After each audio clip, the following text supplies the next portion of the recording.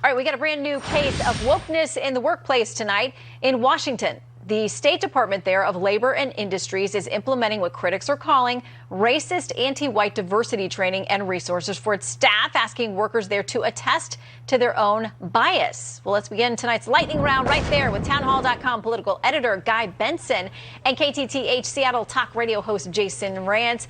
Great to have you back, guys. Jason, I'll start with you. You've been reporting on this. What'd you find? Yeah, thanks to some employees who took some screenshots of this internal training.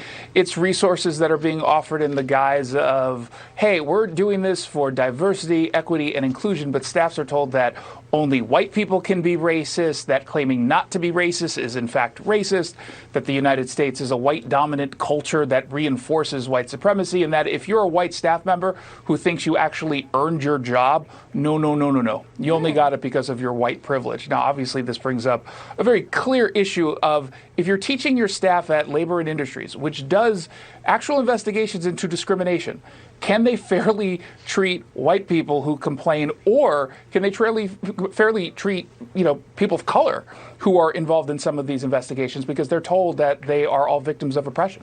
I mean, Guy, what do you make of this? I mean, we wouldn't know about these things but for whistleblowers, but you got to think in every office there are going to be some employees who don't think this stuff passes muster. Well, some of it is just straight up racism and discriminatory. And I guess in some precincts, that's actually not only okay, but encouraged, which is pretty wild. And I think the way that we fight back against it is what we just saw with this story. People who see something, they're saying something, they're leaking it to the media. In this case, Jason, he's got a target-rich environment out there in the Pacific Northwest. But people need to stand up and make it known that this stuff is happening, because I'm all for inclusion and diversity. This goes to another level, and it's actually anti-American. Okay, let's switch over to now something that Jason's also been reporting on. This is happening at the high school level. Apparently, a mom said that her daughter called her and said, I'm going to have to wear like this ankle monitor bracelet thing during, I think it was volleyball practice, but it's these high school athletes. And the question is whether or not they should have to wear them as some part of a tracking of COVID cases, potentially if somebody tests positive. Jason, what's this all about?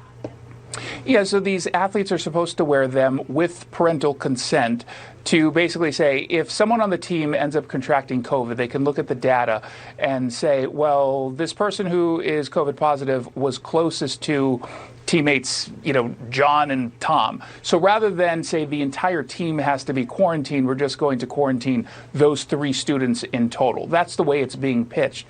And weirdly enough, because I've spoken to some parents in Eatonville, and they're saying they actually support this. There was one instance in which the parent who was upset, rightly so, was not given, she did not give any consent. But in fairness to the school, they did attempt to have conversations with parents, and they did hold a meeting. I think it's bad optics, but the parents seem to be okay with it, and the kids seem to be. Yeah, some of the reporting in the Post-Millennial says this: the devices were not mentioned in the district's back-to-school policies for fall 2021.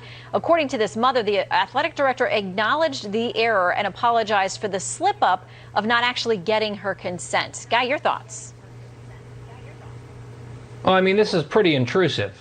In fairness, it's actually sort of a creative way of contact tracing for an extracurricular activity. I'm not necessarily against it if there is full transparency, conversations with parents, buy-in and permission from all the parents.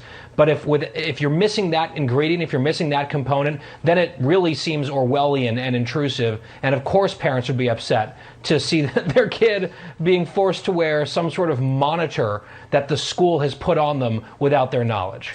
Well, I got to tell you, over the last year and a half, it seems that parents have become a lot more involved in exactly what their kids are doing at school with respect to COVID and history and curriculum and everything else. So maybe it's been a good wake-up call for parents to just get more involved. Always a good idea. All right, Guy and Jason, thank you both very much. Thanks, Shannon. Thanks, Shannon. All right, could